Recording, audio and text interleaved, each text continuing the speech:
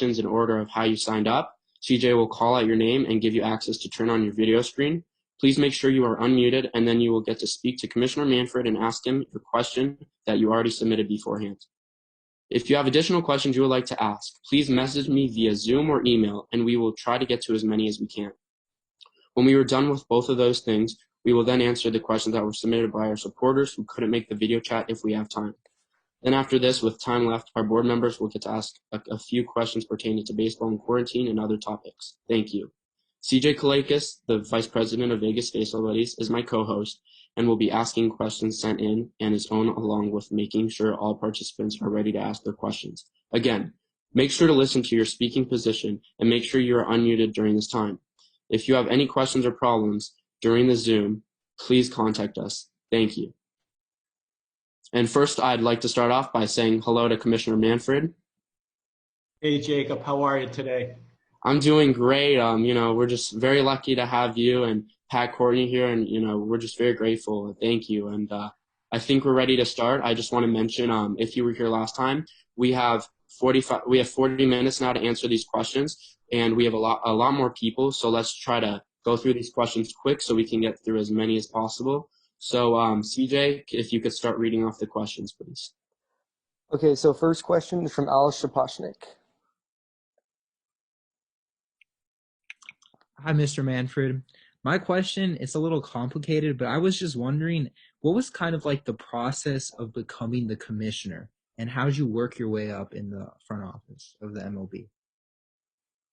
Well, I started with baseball before, I'm sure all of you were born, in 1987 as an outside lawyer.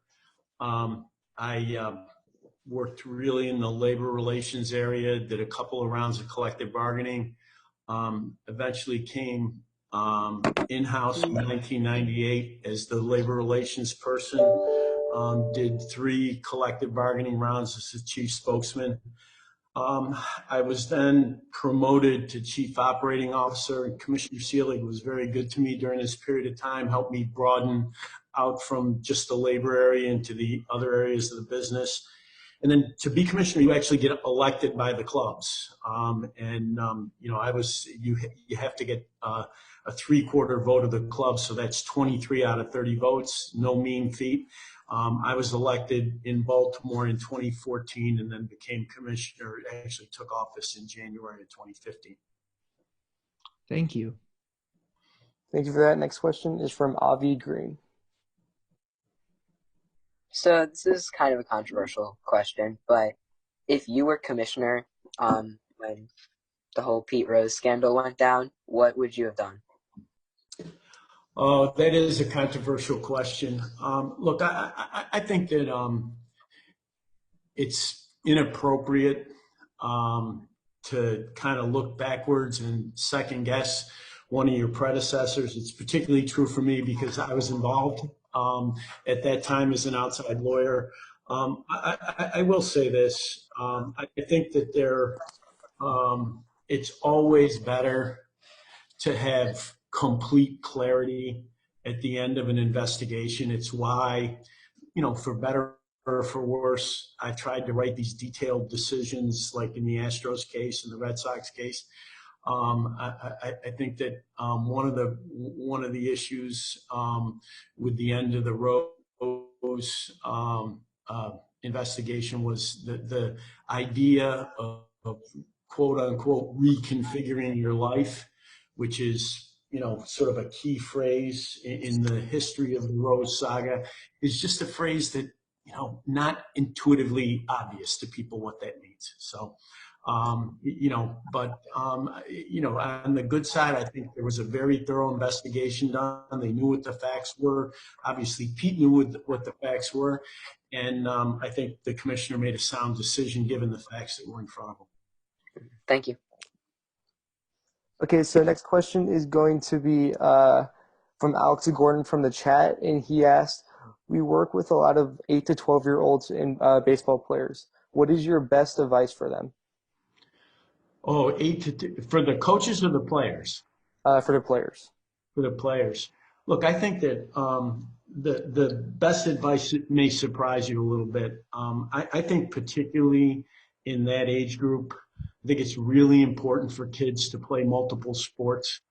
I am not a fan of specialization, particularly at a very young age. I think I would commend you as worth reading John Smoltz's induction speech into the Hall of Fame. He talks about how playing basketball, football, baseball, variety of sports really aided his development as a professional athlete. So I would encourage him to continue to play baseball, but play other things as well. Okay, thank you for that. Next question is going to be from Lawson Kirk. Hello. I was just wondering, like, what the process was like to move the draft, like the only 5 rounds, and like what went through your mind to do that. Mm-hmm. Well, the decision to move to 5 rounds was part of a bargaining process with the Major League Baseball Players Association. I think when you have a crisis like this country is facing now from the pandemic, for all businesses, not just baseball, it's important to think carefully about cash. And liquidity is really, really important in a time like this because our normal revenues, we're not receiving those now. We're not collecting ticket revenue. We're not having ball games. Our broadcast revenues, some of it flows, but we may have to pay it back if, in fact, we don't get going pretty soon. So cash is a very important issue. And I think that when we thought about the draft, it's a $400 million expenditure for the industry annually. And when we thought about our available cash reserves, the idea of spending $400 million on people who were not yet our employees, as opposed to using those same resources to keep our current employees going and keep the sport running, it seemed like we needed to make a reduction in the draft area. That was really the thinking on underlying the change. Thank you. Okay, next question is going to be from Chris LaRusso. Okay, so in the next CBA, will you be discussing the service time for players and if it gets reduced or more service time before they reach free agency? Well, if in fact that's a topic in the bargaining, I think that you can rest assured it will be one that the union raises, not one that we raise. I think the reserve period is kind of the bedrock of our competitive balance in baseball, which has been great in recent years. But what allows particularly our smaller market clubs to compete is that 6-year reserve period, and it's a huge issue in terms of promoting and maintaining competitive balance. Thanks. Okay, next question is going to be from Tyler and Amber Feldman. Hi, Commissioner. I have probably a pretty simple question compared to some of these other ones, but I was just wondering, who is your favorite all-time baseball player on the field from any era, and why? Yeah, I've almost forgotten what my office looks like because I haven't been there in so long. But the only or one of the few player pictures I have up in my office, and actually the largest one, is of Mickey Mantle. Mickey Mantle was the player that originally attracted me to the game. My dad was a big Yankee fan. We watched a lot of Yankee baseball in my house. And actually, my first live game was in Yankee Stadium in 1968. Mickey Mantle hit a home run solo shot from each side of the plate. It was the last time he ever hit 2 home runs in a game. And so I think no matter how long I have this job and how long I remain a baseball fan, I think my favorite will always be Mickey Mantle, flaws and all, but Mickey Mantle. Yeah. Good one. Yeah. Cool. Thank you. You're welcome. Okay, next question is going to be from Mark Pressler. Sorry, can you hear me? Sure. Okay. Yeah, curious as you think about where we are, at this time, as you're, I'm sure, daily talking to your staff and to the teams about how do we bring the game back online.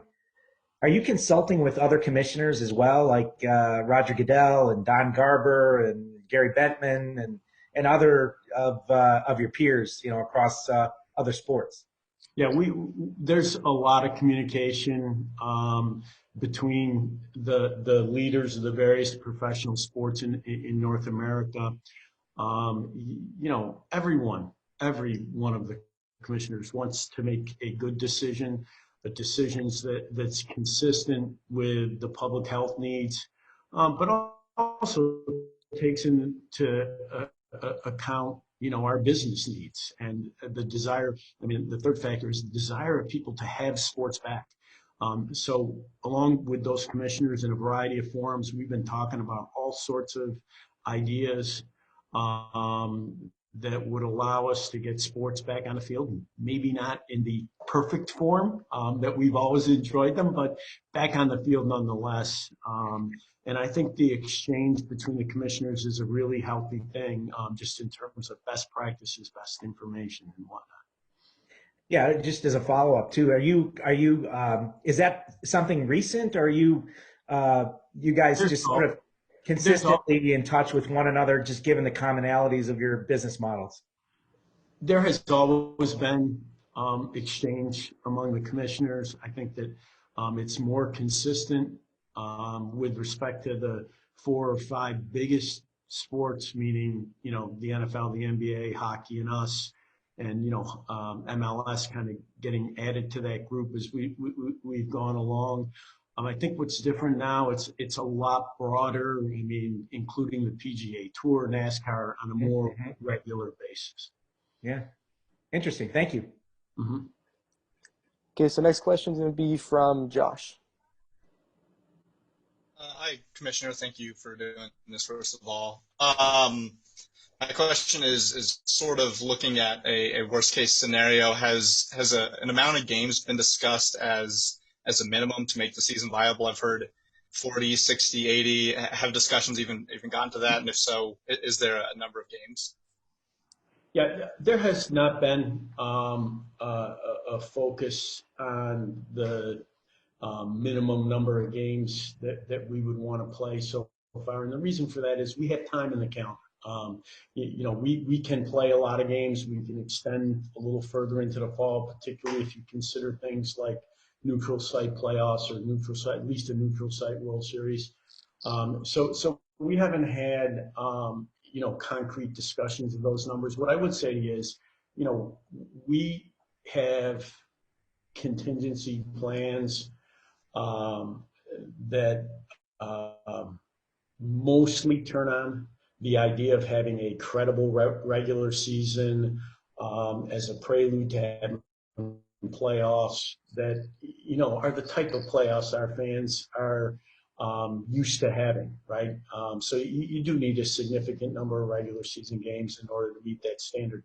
But even if we can't do that, we've talked about formats that would allow us to play in creative ways much later in the calendar than a pure regular season postseason format would allow. Thank you. Okay, next one up is going to be Russell Taylor. Hello. Hello. I can't hear you. Are you muted? Russell, do you have a question for the commissioner? Hello. Yes. Hello. Yeah, we can hear you now. Okay. Hi, Commissioner. Thank you very much. This is pretty exciting for Las Vegas for you to open up your time for us, and we sure appreciate it. What do you think will happen with the AAA? With fewer fans in the stands, what do you think the future is for AAA and opening it up for games? Look, I think that what happens with respect to minor league baseball generally is wholly dependent on when we can get going at the major league level. The timing of getting going at the major league level will dictate how many players need to be involved at the major league level. In other words, if we're tight on time, we probably need expanded rosters. That'll affect the decision as to minor league baseball. I think that the best I can do for you on that one is that we'd like to see as much baseball played as possible, major league and minor league, but it's impossible until we have a clearer idea about what's going to happen at the big league level to predict with any certainty what's going to happen in the minor leagues. All right. Thank you very much for your time. You're welcome. Okay, next one up is being Noah Blue.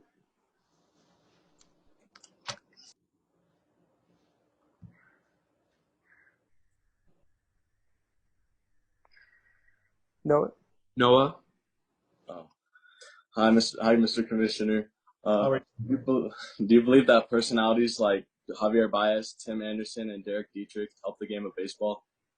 Yeah, I absolutely do. I think that in today's world, big personalities are part of entertainment broader than just sports. And I think that while sometimes they can be controversial, overall they drive fan interest, and I think that's a really good thing for our game. Thank you. Okay, next one up is going to be Michael. It's going to be Michael Poling, is what it is. Yes, Mr. Commissioner, thanks for joining us.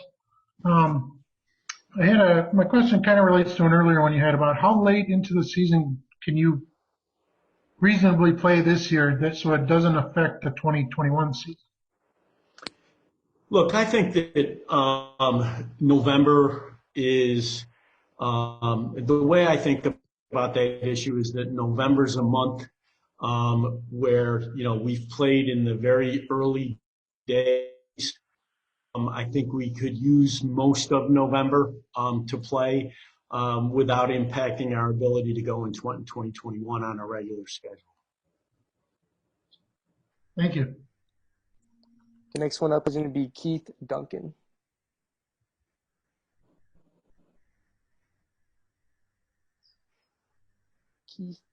Keith Duncan. We'll come back to Keith Duncan after. Okay, so next one up is going to be Dominic Bullard. Already what? You did? Okay. All right, then next would be Brandon Freitag. There are Brandon Freitag. There Do we go. you see a Major League Baseball team coming to Las Vegas? Hey, Brandon, are you a Yankee fan? I play on the Yankees. Look, I've talked about Las Vegas publicly a number of times. Historically, there seems to be some reluctance about professional sports in Vegas. With the NHL and the NFL there, and sort of evolving views with respect to sports betting. I see Las Vegas as viable for Major League Baseball. It's a growing market, and I think could be a really good market for us at the right time. Thank you. Next will be Matthew S. Is there a Matthew S? Okay. Also, is there a Krish Vias? Krish. Sorry about this. Let's see. Is there a Ryan Mendoza? Yes, I'm right here. So I'm from Toronto, Canada, and of course I'm a Toronto Blue Jays fan. And as a Canadian, I'm seeing lots of Canadian talent burst onto the scenes last year and even in recent years. For example, Josh Naylor, Cal Quantrill, and Mike Soroka. But my question is, what makes it so hard for the MLB to penetrate Canadian markets such as Vancouver and Montreal? Well, look, I don't. I'm not sure I agree with the premise of that question. For many, many years, Montreal was a vibrant baseball market, and I think it could be again. I think obviously when a team leaves, it's a very difficult situation that affects fandom. And I think that's really the Montreal explanation. But we're positive about Montreal and think that, with the right facility, they could support Major League Baseball.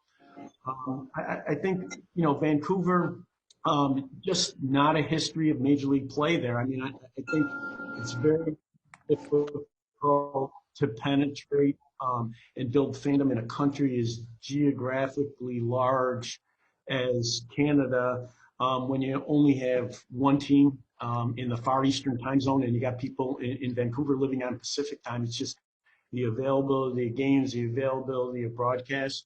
I think something that we would love to see over the long haul is more teams in Canada. We'd like to be an international sport, and certainly would like more teams in North America. Okay, thank you for that. The next question is going to be Nathan Radzak.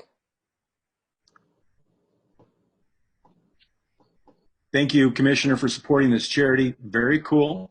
My question is speculative, so I apologize.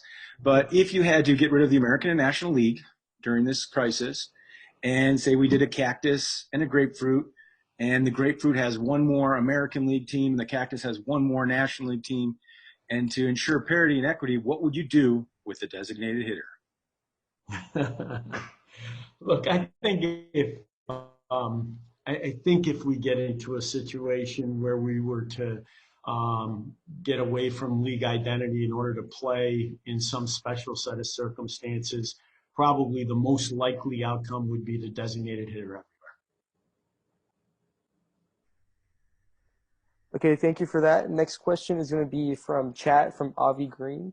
And he said, in 2019, Nationals were 19-31, and after that was just a clutch hit after clutch hit and comeback after comeback.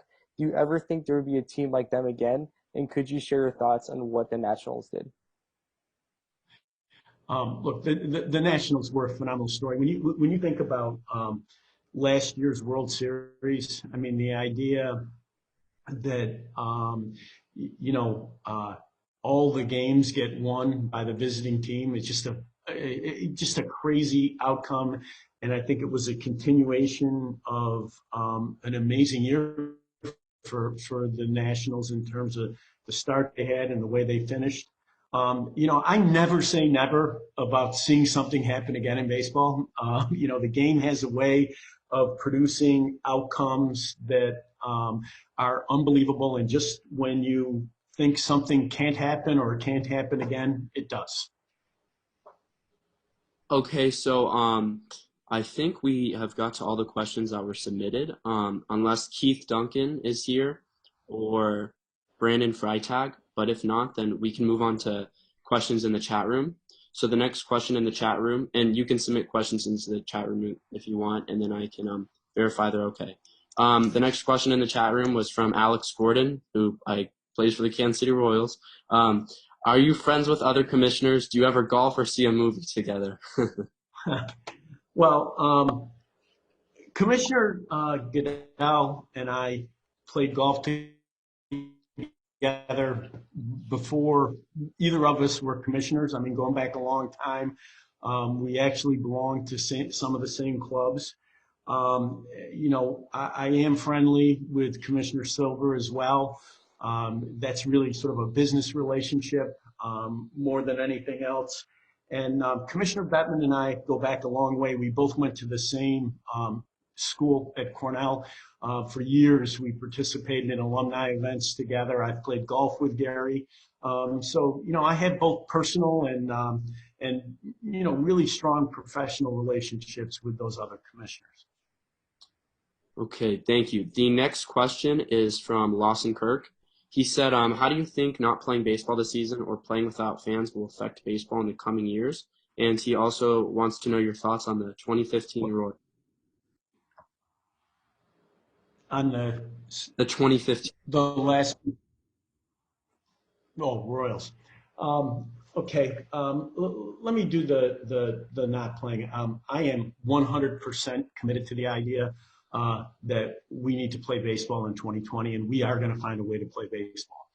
I think it's important to the country's recovery I think it's really important to our fans. I think it's important to our brand not to take a year off. So I think that we are committed to the idea to play in whatever format we need to play in order to give our fans baseball in 2020.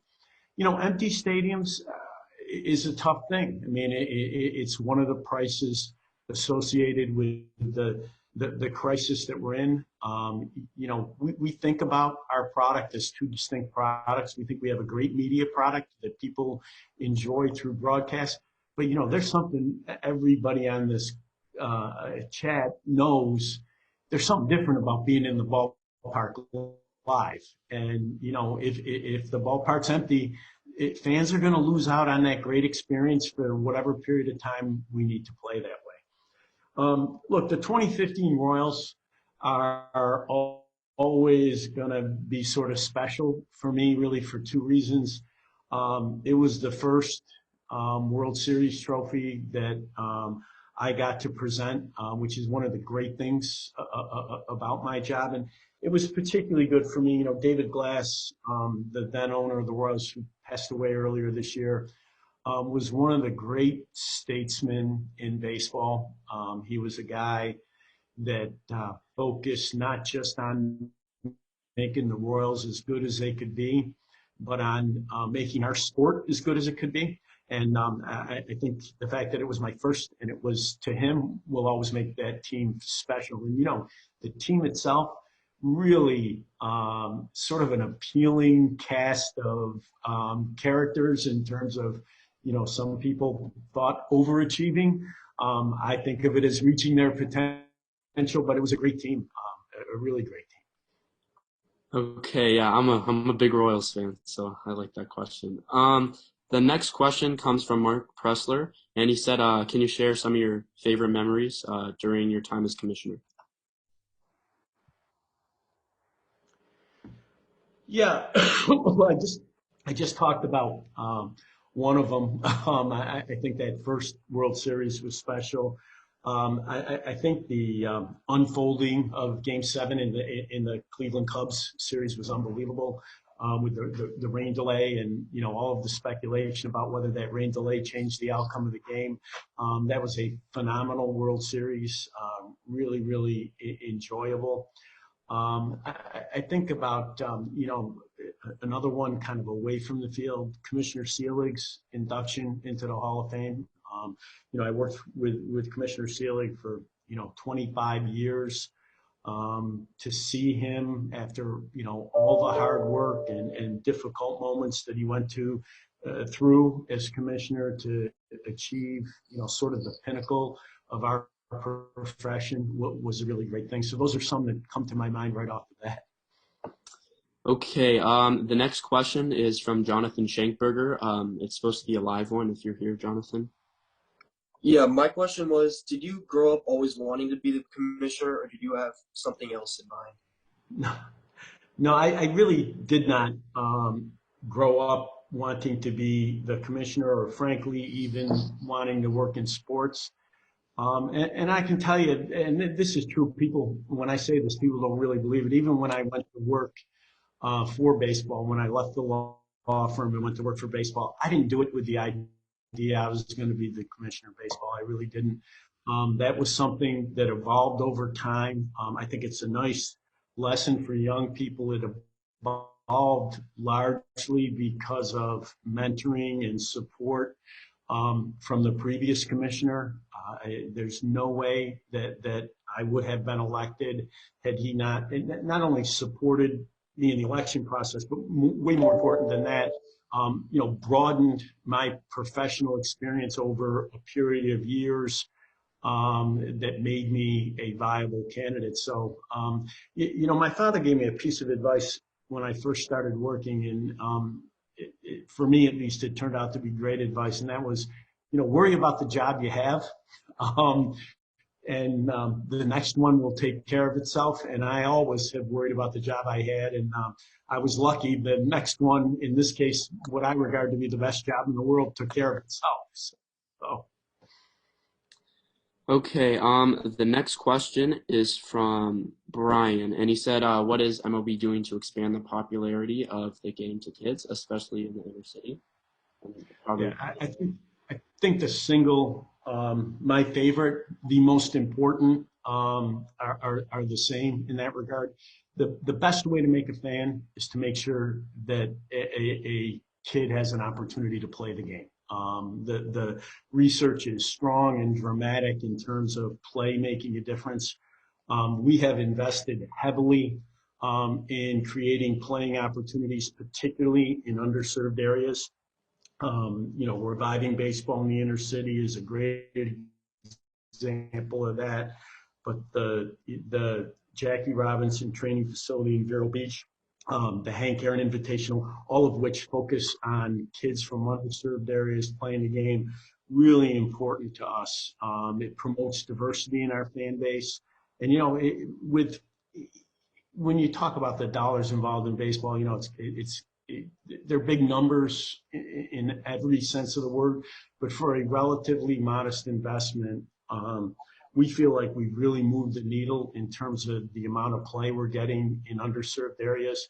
And it's showing up in our draft already. About 8% of our major league players are African American. In the last, I think it's 5 years, over 20% of our first rounders have been African American.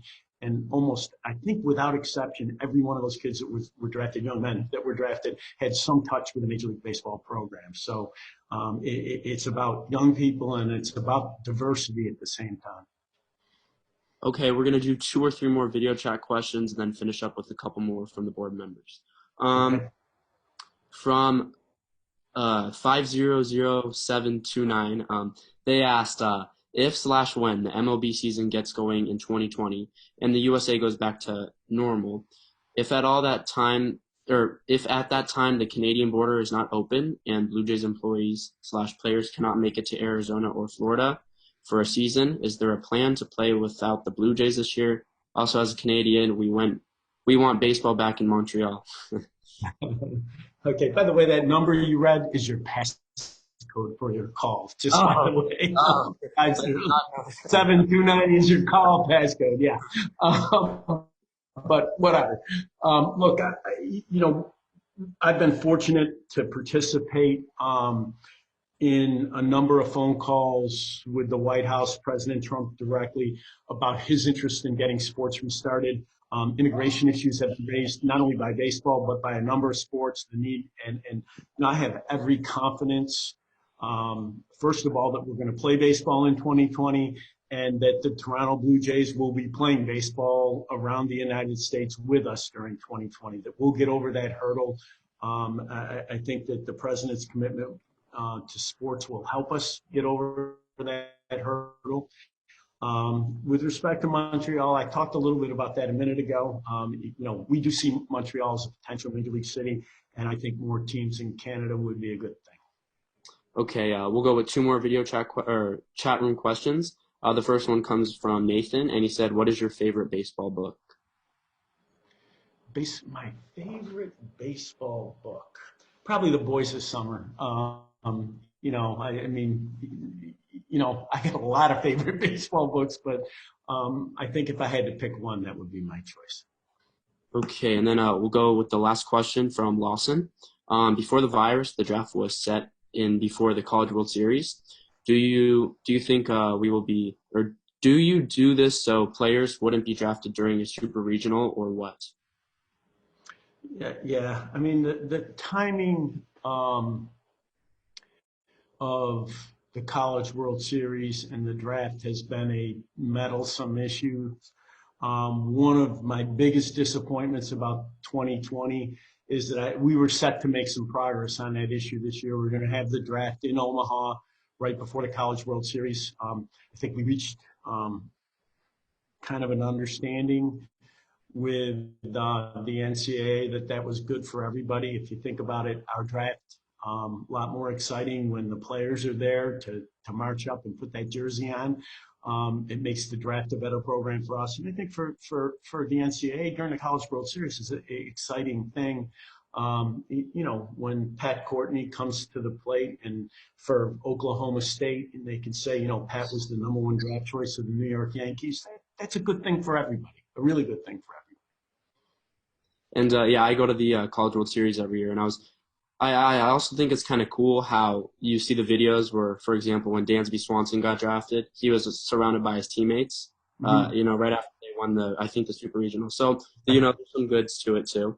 But Yeah, if you looked at the visuals from last night, I mean, I think that, I thought the NFL did a phenomenal job last night. I really do, under very difficult circumstances. In that, too bad for Las Vegas, just like it's too bad for Omaha with respect to our draft. But I think that the best part of the programming is the human element, whether it's ours or theirs, and the joy that you see when you see young athletes achieve what has been their lifelong aspiration. It's great TV.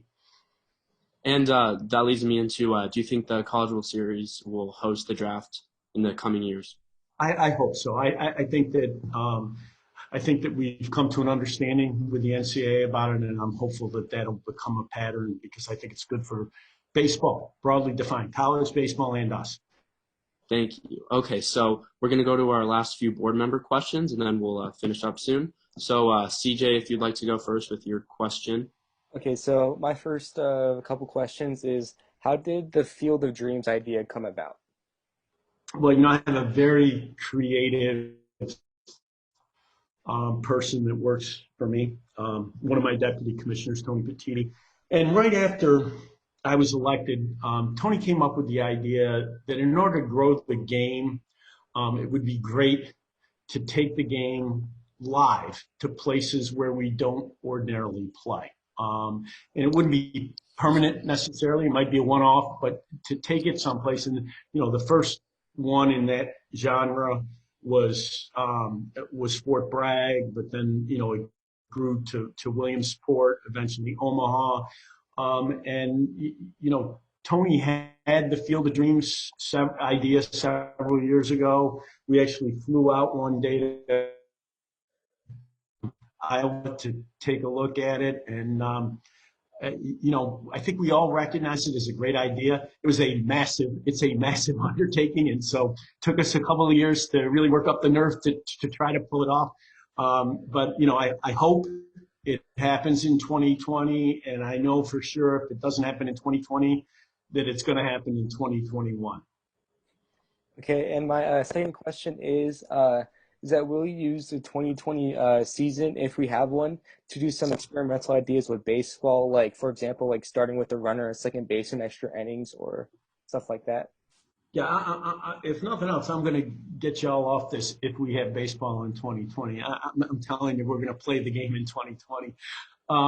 Yeah, I do think there'll be some experimentation. I think that, in a compressed schedule, which is what we're going to have, players playing probably more games in a week than they ordinarily do. I think the idea of having 18-inning games, as charming as they may be, probably not a great one for us this year. And so finding a way to have a definitive end to the game is a good idea. So yeah, I think there will be conversation about different rules. Yeah, thank you. And Christian Rojas is next. Hi, Commissioner. I have two questions. With the All-Star game most likely being canceled, do you think that the Dodgers and the city of Los Angeles will potentially host again in the future? Yeah, just a very negative crowd today. Look, I have not in my own mind, and I'm being completely candid with you about this. I have not in my own mind accepted the idea that we won't play an All-Star game in LA this year. I can't tell you exactly what the timing, when, where, but I think that if in fact it doesn't happen, we have been dying to get to LA. It's a huge market for us. It's a marquee market, and we may have to do a little schedule juggling to make sure they get one sooner rather than later. Okay, and my second question is, with other leagues such as the Chinese Pro Baseball League taking place without fans, there is a chance that this season will not be played with fans. So how do you think the TV rights will work for fans wanting to watch their favorite teams at home? Look, I think that it is, I'm not completely devoid of a sense of reality. I think that we will undoubtedly play at least a portion of our 2020 season without fans. I've accepted that as a reality. But I think that what will happen is that our fans will probably engage more deeply with the broadcast product, particularly to the extent that we have continuing limitations on activities outside the home. I think people are dying for live sports, and we hope to be in a position to provide it to our fans as soon as possible. All right, thank you, Christian. Commissioner, do you have time for one more question, or should we wrap? I'll take one more. Okay, thank you. So I was watching a video on YouTube. It was on ESPN, and they were talking about possibilities for the season. And I can't remember who, but they were speaking with Jeff Passan. And they were talking about a possibility where you do a 32-game regular season, and then after that it goes straight into normal playoffs. And they talked about doing a 32 regular season where it's kind of like you play the teams only in your division, and it's kind of like a throwback to the first, I think, 50 World Series. Have you thought of that as a possibility? And if so, I don't know, if you could elaborate, please. Yeah, I don't want to talk about specific possibilities because it sets off a lot of speculation. I will say this. When you think about having to get out of our normal schedule format, that's the one that we planned on playing in 2020. I think it's always a good idea in baseball to look for something with a historical hook to it, because our fans are so tied to the history of the game. It makes it more, rather than saying we're just doing X and we made it up, sitting in a room in New York, instead to say, we're going to do this. And, just as a historical matter, it happened before. We used to do it this way. So I think that's, conceptually, that tie to history is a really good idea. Well, I want to thank you and thank Mr. Courtney again. I want to thank all of our participants. And next Friday, we will be here with Jerry Hairston Jr. and James Loney for another Zoom video chat. You still have time to sign up on our website or DM us on Instagram. That's all the time we have. Commissioner, I want to thank you and Mr. Courtney so much again. This was an amazing opportunity. And I just want to be clear. I did all the work. I don't know what Pat did. I mean, but whatever. I enjoyed every minute. You guys were great. The questions were great. And good luck to all of you. Okay? Well, thank you. And stay safe as well. Everyone, so stay safe, and we'll see you all soon. Thank you. Great job, you guys. Great job. Thank you. Thank you.